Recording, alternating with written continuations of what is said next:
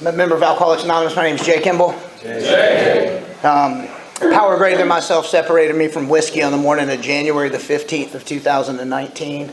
I hope that I always say it that way because I think if I said it any other way, knowing the kind of alcoholic I am, I would give myself permission to imply that I had some kind of power and that I chose to stop on that day, and that's not what happened.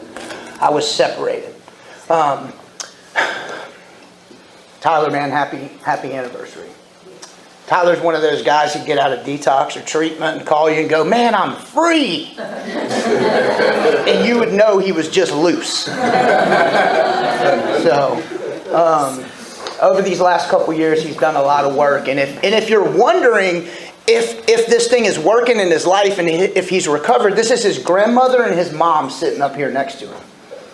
So if you're new in recovery, and I know a lot of you are, right? That's what happens in Alcoholics Anonymous. We come in here and like the forward to the third edition says, right? You speak the language of the heart. You guys loved me sober. That's what happened. Love is what fixed me. The only prayer I've worked with for the last 75 days, probably, literally the only prayer is, God, thank you for opening my heart today and teaching me about love. And I hope to tell you some of the things that have happened to me as a result of that prayer. I'll tell you something. When I woke up that morning on January the 15th of 2019, I was in room 2 in this all-male treatment center about 40 miles from here with this dude named Josh snoring like a freight train. And it was the third time I woke up in that facility. And this time, I was coming off of a 6-year run after being 10 years sober. And so when I woke up that morning, I knew what a life of recovery looked like. I had 2 children who'd never seen their daddy take a drink for the first 9 and 7 years of their lives. I had built a career. I had reestablished the trust of my family. I had healed the relationship with a father that I hated because of Alcoholics Anonymous. And hopefully I'll circle back to that. Oftentimes I find when I talk and I say, I'm going to circle back to that, it usually means that I'm not. But I hope I'll get back there tonight. I'm going to do this real quick. I had my first drink when I was 15 years old with an old homeless guy. By the end of the day, I was behind a gas station with him drinking wine and huffing gasoline fumes. So I found out at 15 the kind of places alcohol was going to take me for the rest of the time that I experienced it every time, right? 2 weeks later, I lost my license for underage possession of alcohol when I was 17 years old. I was in my first AA meeting. By the time I was 24 years old, this will give you an indication of what alcohol does to a 24-year-old man, young man who has no responsibility, who comes from a family that has nobody in my immediate family ever got divorced. My grandfather just died a few months ago. He was 102 years old. My grandparents were married for 75 years. My parents were married for 25 years. I had 8 first cousins. I came from this good place. I knew what it was to be loved and cared for. And by the time I was 24 years old, I was in Blacksburg, Virginia at my brother's college graduation, about 160 pounds and trying not to be sick. And I went to this event, and, when you come from a family like that, my mom likes to talk about our family. I listened to it my whole life. And I go to this thing. This will give you an indication of the kind of person I had turned into. I introduced myself to a lady at my brother's graduation party, and I said, I'm Sarah's oldest son, Jay. And she said, I didn't know Sarah had 2 sons.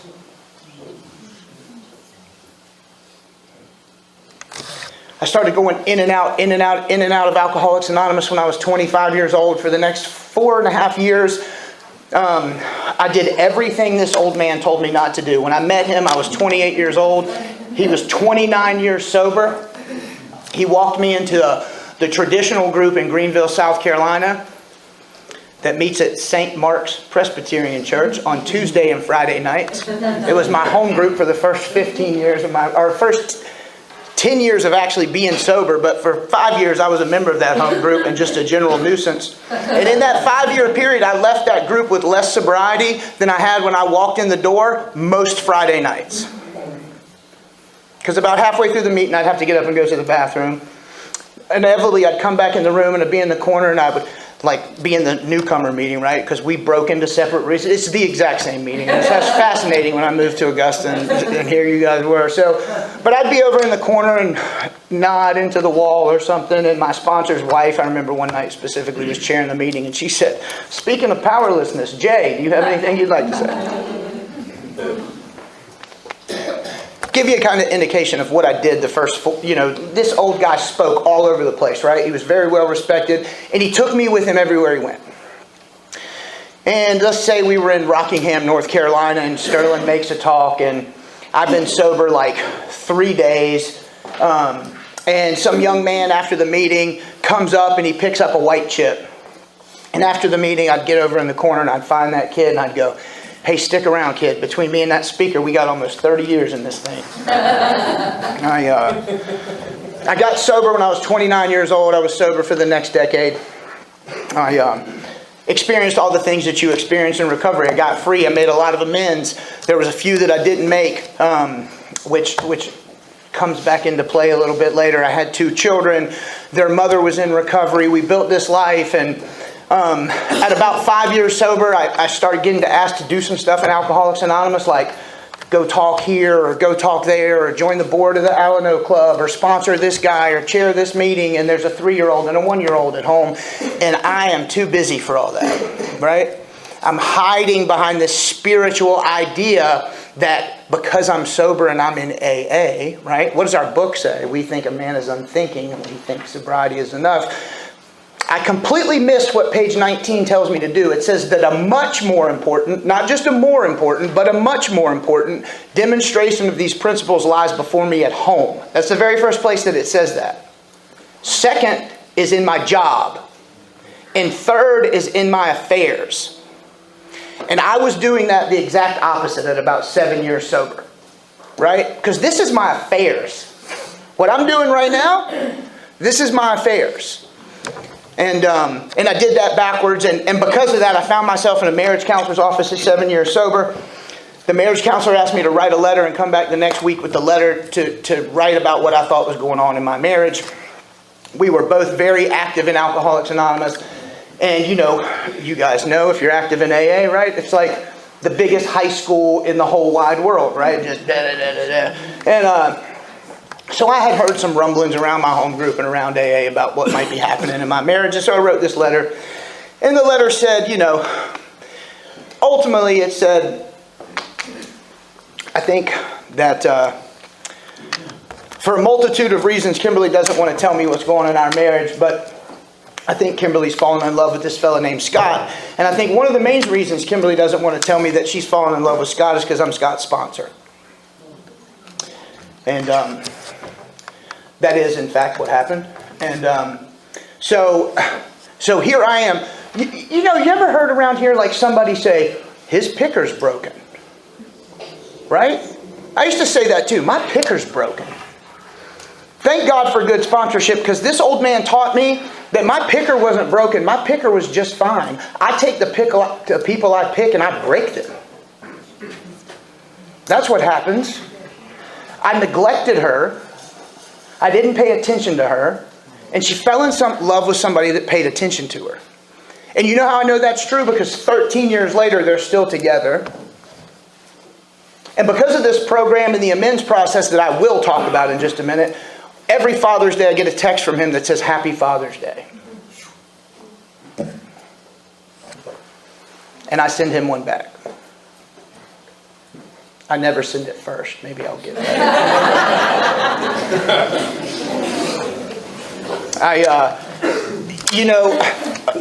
Between year 7 and year 10 in that first stretch of sobriety, after that happened, I put on this mask. I came in your meetings and I acted spiritual and I sponsored your people and I spoke if you asked me to speak, and I did this and I did that, and I would leave and I would come in those meetings and all those people in that home group would say, You're doing so great. I can't believe how well you're handling this. And then I would leave and I would go to the house that they were renting and I would smash the windows out of the cars. And one night I spit in her face. One night I screamed and yelled at his young children. And then I would go back to the meeting and be super spiritual, Mr. Captain America, Sober J. And I tell you what, that's heavy on your spirit. It was heavy on mine. And one night in Atlanta, Georgia, across the street from the Marriott Marquis, I told this pretty blonde Russian bartender to bring me a shot of brown whiskey before I changed my mind. And she brought it, and the next 6 years of my life was absolute hell. Because everything about my life was recovery. Everything. Every friend I had, every relationship that I had been in, everything. And so the next 6 years of my life looked like 3 more treatment centers, I don't know how many detoxes, get 11 months, get 6 months, get 8 months, get 5 minutes. And towards the end of that run, a friend of mine died, and his daughter asked me to speak at his funeral. I went into my little lair at my mom's house, that I like to call it, and I did what I had to do to get right for this funeral, because I had to go speak. And this funeral was going to be Alcoholics Anonymous in Greenville, South Carolina. The fellow who passed away, I'd been sober with him for like 6 or 7 years. I met him in 2001 at the Bridges of Hope in Louisville, Georgia. And his brother was 20 years sober. So this funeral is going to be like these people I was sober with for like a decade. People who love me. People who know intimate details of my life. And I'm 160 pounds and dying. And there's no hiding that I'm not okay. And I called my buddy Roscoe, who lives down here, and I said, hey man, I need some moral support at this funeral. And he said, man, I don't know if I can do that, but I got a present for you. And I like presents, so, you know. He said, why don't you pack a bag after that funeral and come down here and spend 6 months with me? I don't need you to do anything, Jay. I don't need you to bring any money. I need you to pack with some winter clothes and some summer clothes and commit that you're going to stay here for 6 months and come on. We need you. And I went back in that room and did what I needed to do to get ready for that funeral. I came out of that room and I fell into the wall. And he was 15 at the time. My 15-year-old son, who had grown up in Alcoholics Anonymous, because we had a babysitter just like you guys, right? This kid had grown up for the first 10 years of his life in an AA meeting literally every Tuesday and Friday night. And he had his daddy by the collar, and I was dressed like I'm dressed tonight, and he slammed me up against that wall, and he said, what the hell is wrong with you?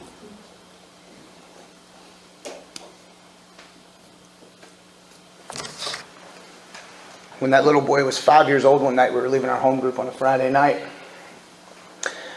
and we were walking out, and he said, Daddy, what do they do in those meetings? And I said, KG, they teach me how to be a good daddy. And he said, next week, will you tell them they're doing a good job? Fast forward 10 years, he's got me by the collar, pinned up against the wall, and I don't have an answer for him for what's wrong with me. I go to the funeral. I had this fantastic speech planned. And when you're 160 pounds dying around a bunch of people you used to be sober with, I figured you better have something good to say, right? They got to deflect. And so I had this fantastic speech plan, but I can't shake the idea. I cannot shake this thought that, like, unbeknownst to me, I'd been to treatment 5 times before this in my life. Every single one of those 5 times was to keep a job or to get out of a DUI. Right? And here I am at this funeral with an opportunity to go back to the treatment center where I met the dude in the casket 18 years earlier.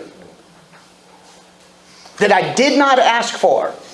I didn't have a DUI this time. I still had the job.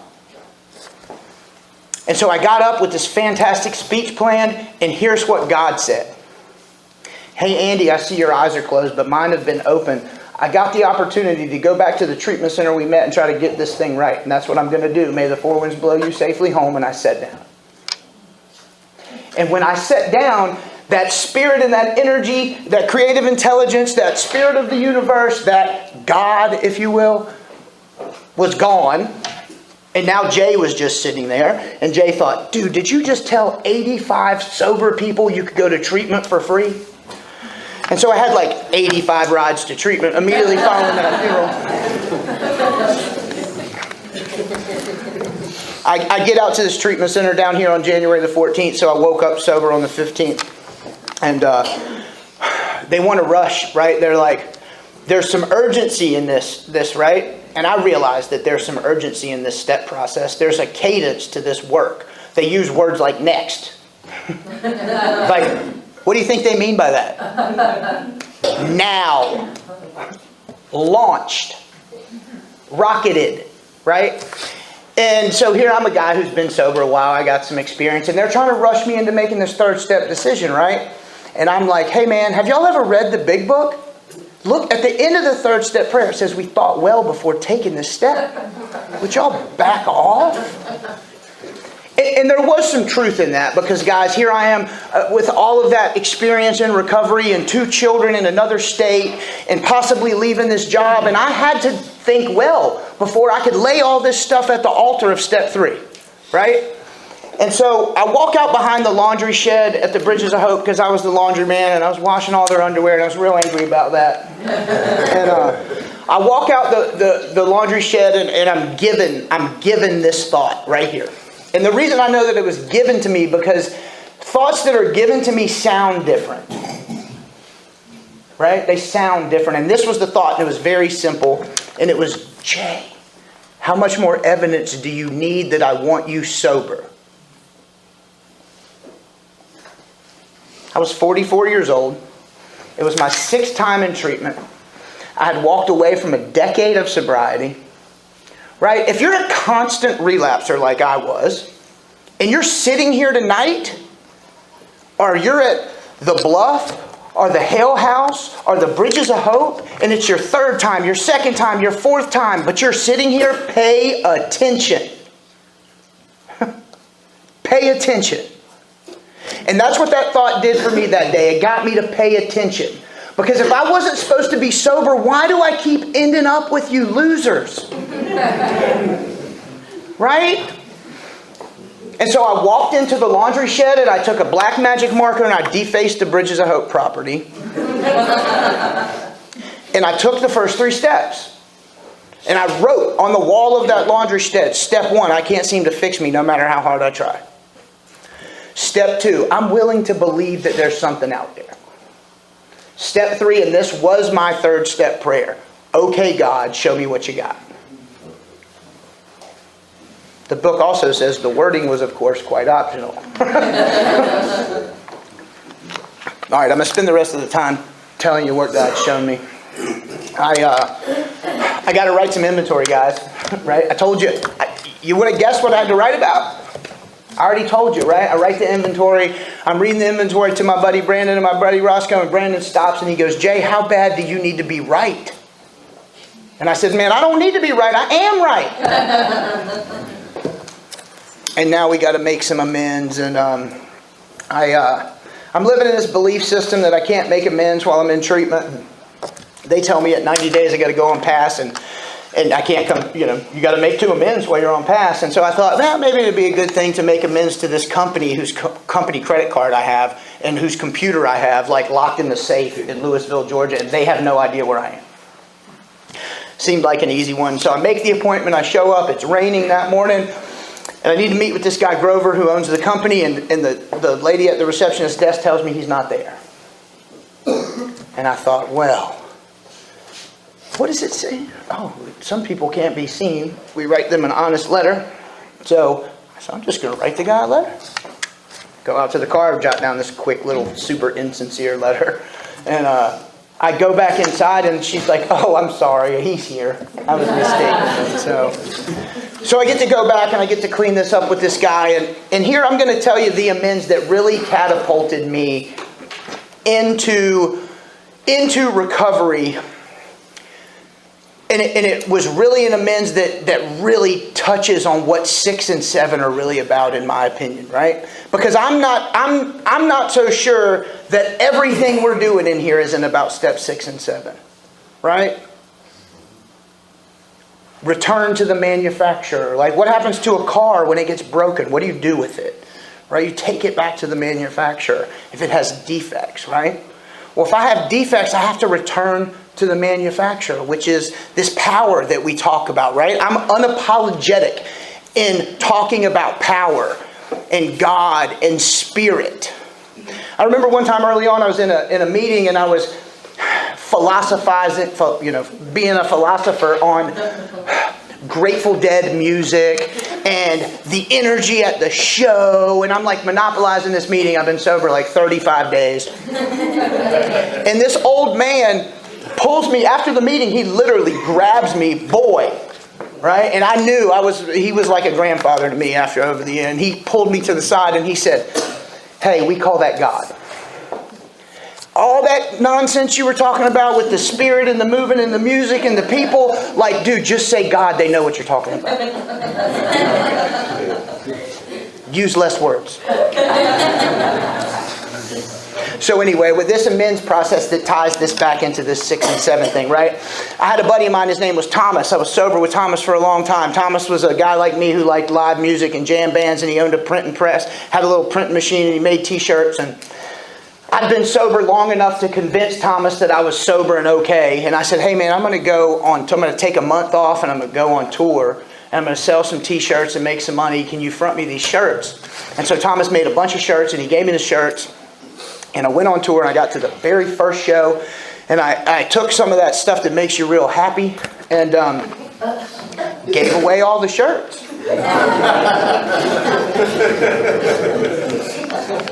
But now I'm like, want to go back to Greenville. It's a Friday night. I want to go to Greenville. I want to go to this meeting. This is the meeting that I want to go to. Thomas is at the meeting. I can't go to the meeting if I don't make the amends to Thomas. But I don't care about making the amends to Thomas. I just want to go to the meeting.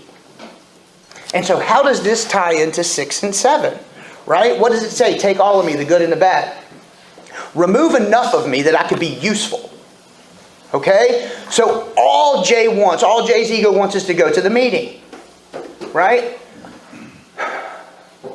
Well, I got to make the amends to Thomas to go to the meeting. So I call Thomas. I get enough money for this down payment. I factor in some interest. I call Thomas. I own my mistakes in that interaction. I ask him if he needs to tell me how it made him feel. And I tell him I have the first payment. If he agrees to this payment amount, I can send the first payment right now. Thomas starts crying. And he says, Jay, I can't tell you how much this money's going to help me right now. I relapsed 2 weeks ago after 5 years sober. I'm about to lose my house and the printing press, which is my only source of livelihood. And this money you're about to send me is going to allow me to keep both of those things. Guys, I just want to go to the meeting. That's how this power works. When I allow it to work, everybody wins, the giver and the receiver. So now I'm on fire about these amends, and it's my son's 15th birthday. And he says, Dad, I want everybody to go. I want everybody to go to dinner. And I know what he means by everybody.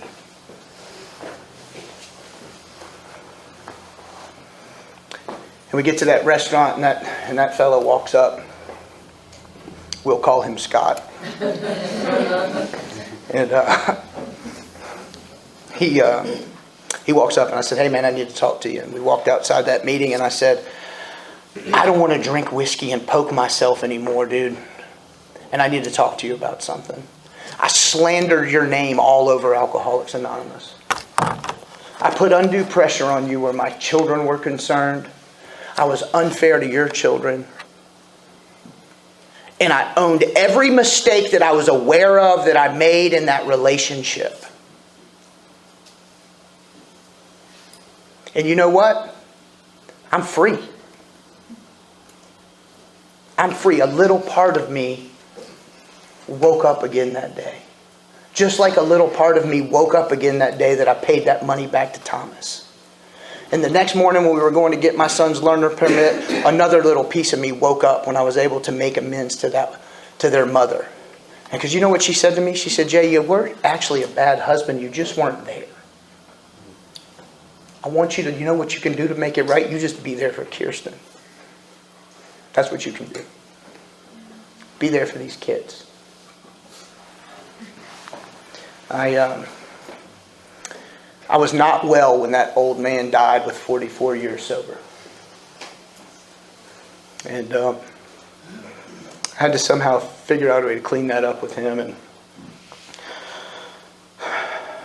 going to write him a letter, and that seemed insufficient, you know.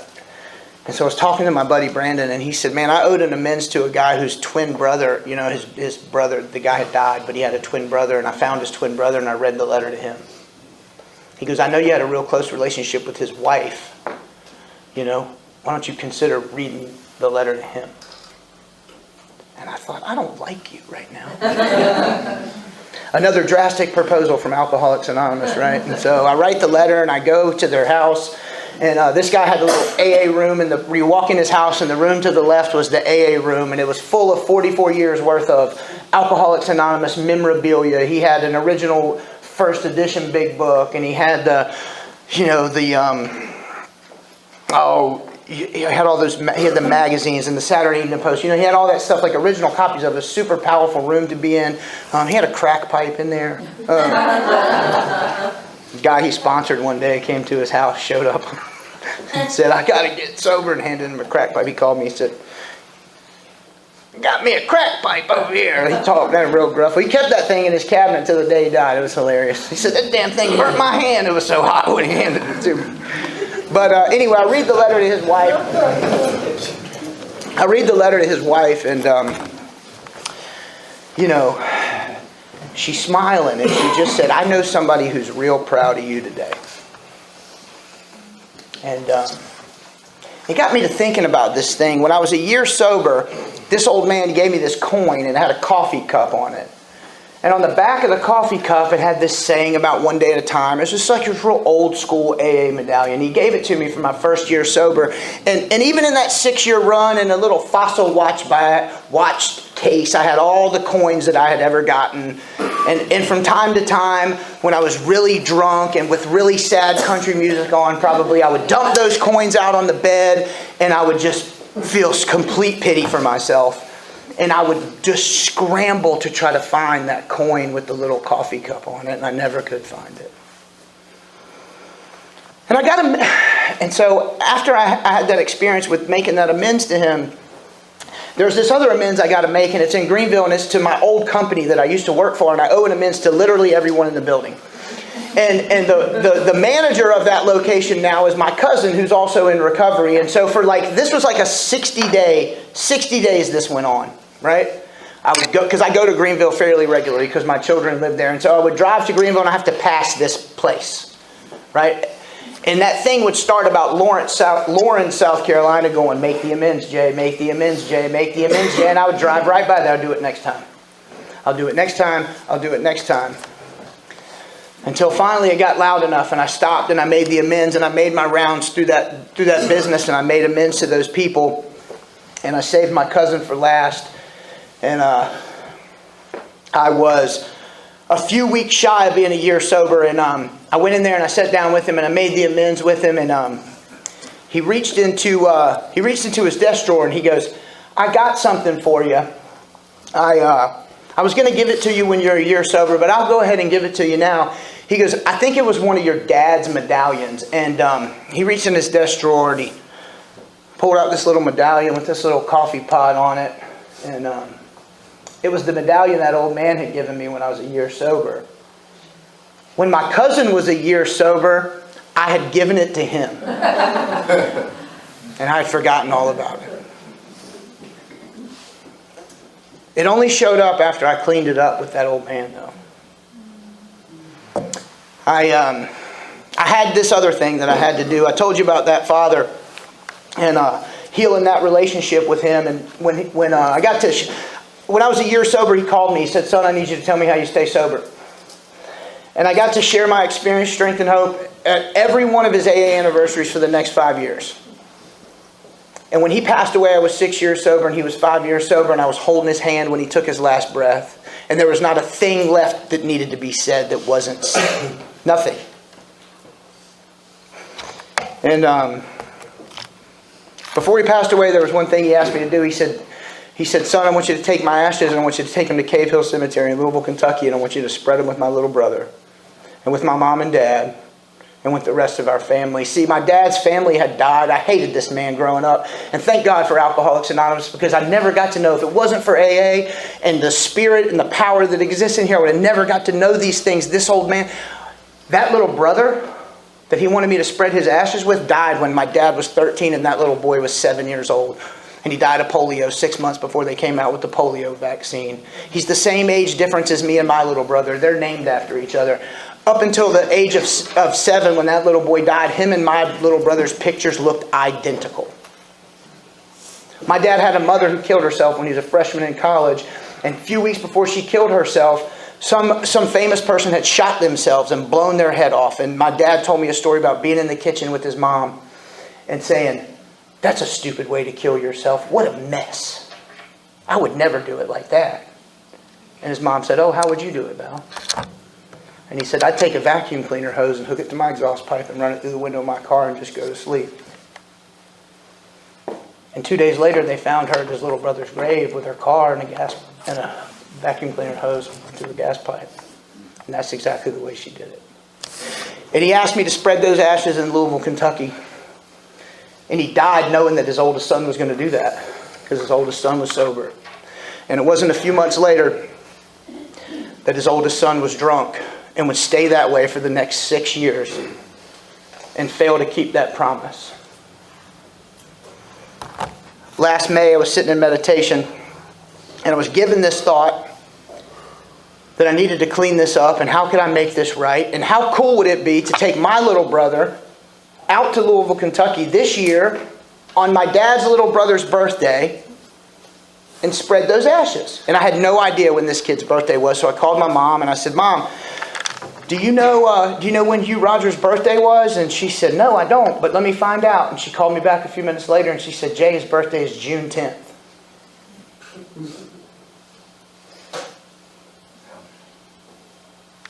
So on AA's birthday this year, I was in Louisville, Kentucky in Cave Hill Cemetery with my little brother spreading their daddy's ashes. Just so happens that June 10th this year was on a Friday. My dad's home group was the Highland Peace Group in Louisville, Kentucky. They met on Friday nights. I got to leave that cemetery and go to his home group. And I got to share that experience in a very general way and not say his name or anything. And after the meeting, the chairperson came up to me, and it was a little old lady, and she said, "Was your dad's name Val?" And I said, "Yes, ma'am." And she said, "Your dad's the reason I'm chairing this meeting. He taught me about a service position. He worked through the traditions with me."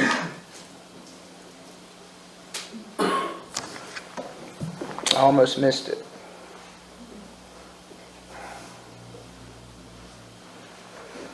I have a relationship today with a woman that's real. It's the first relationship that I've ever been willing to put the work into on a consistent basis. And one of the things that we do is we sit next to each other every morning that I'm in town. And I read this Course in Miracles book that I like to read. She's not in 12-step recovery and Alcoholics Anonymous. She's a spiritual-minded person. And we have this other game that I got for Christmas that I thought would maybe connect us. And it's, for couples, and it's a card game. And so we came up with this thing where we're going to, it's like round 1, round 2, round 3. And we'll read one card. 1, 2, 3 each morning. And we'll answer the questions. And man, and that's been great. It's been super uncomfortable some mornings, and some mornings it's been super enlightening. But we're connected. And you know why I do that? Because that old man all those years ago taught me that the things in the big book, like they didn't put it in there. It says, the purpose of this book is to show other alcoholics precisely how we recovered. Precisely means exactly. And in the 11th step, it says that we invite our wives, our partners, into morning meditation with us. And I made an observation to Kirsten the other day. I said, we'd be stupid to ever not do this. Because this ebbs and flows in our relationships, and there are times where we're really good at it, and there's times where we let it slide and kind of fade off to the back burner, and those are the times when we argue. We've never, ever, ever, ever, not one time in the 4 years, been in an argument when we were doing this practice together. Never, not one time. I'll tell you what living the amended life does. I stopped by to see my mom not too long ago. She's retired. She works at Publix just to have something to do. And I stopped by to see her at work, and she kind of knew I was coming. And the This little old lady came running out from behind the deli counter at Publix, and she goes, "Oh, you must be Jay. Your mom talks about you all the time. Thank you for my life."